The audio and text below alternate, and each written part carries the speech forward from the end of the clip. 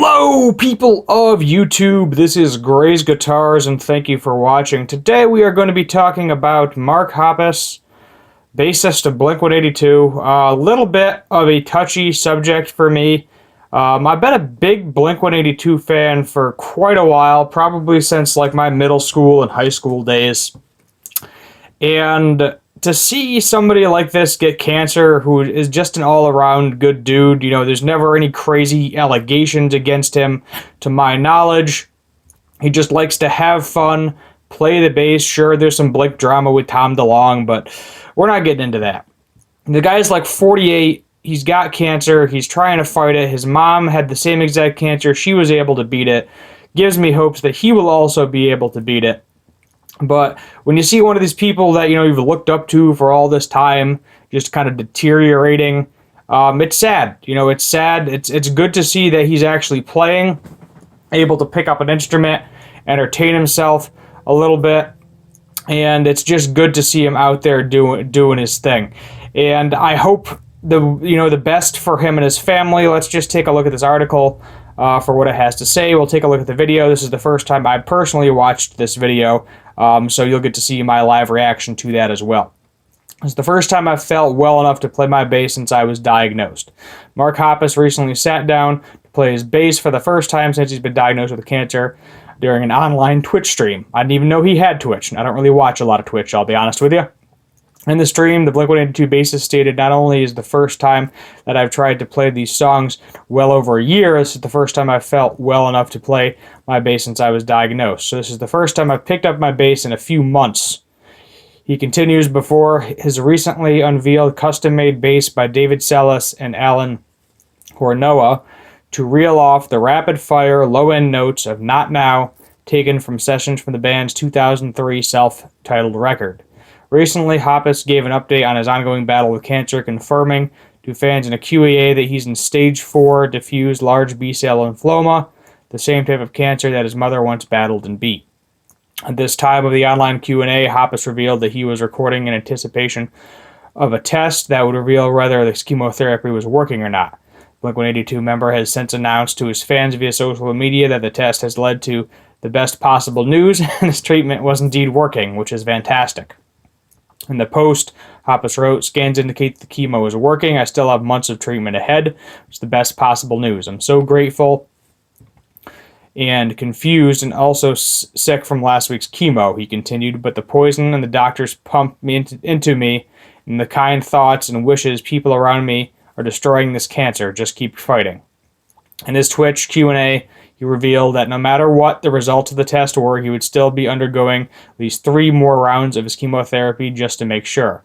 "Ideally, I'll go in tomorrow and say, 'Congratulations, your chemotherapy has worked and you're all done. And you'll never have to think about cancer ever again for the rest of your life," he said at the time. "If that happens, no matter what, even if the cancer is totally gone from my whole body, give me 3 more rounds of chemo just to make sure." Let's see if we get anything with this Twitter post. No, we're not going to get anything with this kind of random Twitter post that's on here. Let's see if it'll just pull up. Yeah,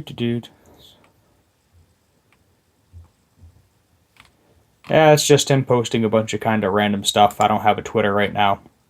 Let's take a look at the video here. It's like 50 seconds. Not only is this the first time that I've tried to play these songs in well over a year, this is the first time that I felt well enough to play my bass since I was diagnosed. So this is the first time I picked up my bass in a few months even. All right.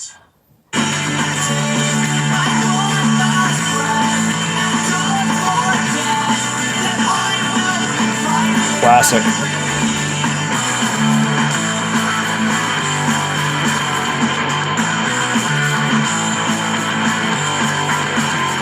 For a guy that hasn't played a bass in a couple of months, he's still got it. I mean, easily. Everything's there, technique, sound, tone. Again, these are riffs that this man has been playing for years and years and years at this point.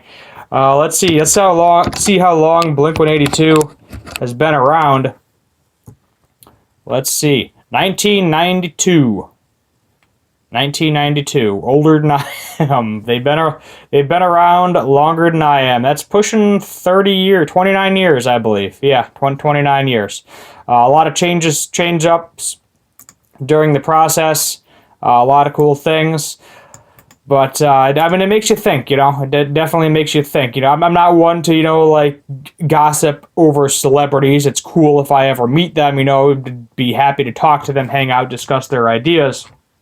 But, it just, when somebody, you've just been watching this guy, I've been to several Blink-182 concerts, and, it's just, you don't want to see him in this state. Let's just put it that way. You know, it's something where you just don't want to see them in this state. You don't want to see them hurting. On a side note, let's just take a look at some of his bass guitars, because why not? We're only about 5 minutes in. Show more bass guitars, 26. This is his new bass. Looks like a Fender. I don't think it's an actual Fender. Might be. He typically plays Fender basses. Looks like a Fender Jaguar style, or maybe a Fender Mustang style. Let's see if we have, you know, an actual bass that shows up here on equipment board for us. I'm hoping it does. Not really. Yeah, it's a Jaguar bass. So he's got the hot pink custom Jaguar bass that I've seen him play at his shows. Some of these I've never seen. You know, I've seen a couple of these precision basses, but maybe we can just type in new bass. Mark Hoppus, new bass. New bass. Let's see if we can get a nice image of that. Performing I Miss You, new bass, new bass, new bass. Lots of new basses. What bass does Mark Hoppus use? Fender 5 bass. Let's see. This is a gear rundown. But this has to be, it's got to be a Fender signature bass, isn't it? Of course, not going to show me anything at all. But I'm just trying to make it a little happier right now. Let's see. Fender Mark Hoppus signature guitar bass, Guitar Center. I believe this signature is, when it pops up, it's probably going to be, yeah, that's what I thought, P bass. I don't know why we can't seem to find it. We're going to have him here play I Miss You. I don't want to play too much of it. Does he show us the headstock ever? Because I want to know if this is, I mean, he's been playing this since April. You know, he's been messing, he's been looking better than this. This is before the whole cancer thing unfortunately took effect, to my knowledge anyway, or at least before he was going through chemo, because he's bald now. He's like me, except doesn't have male pattern baldness, to my knowledge.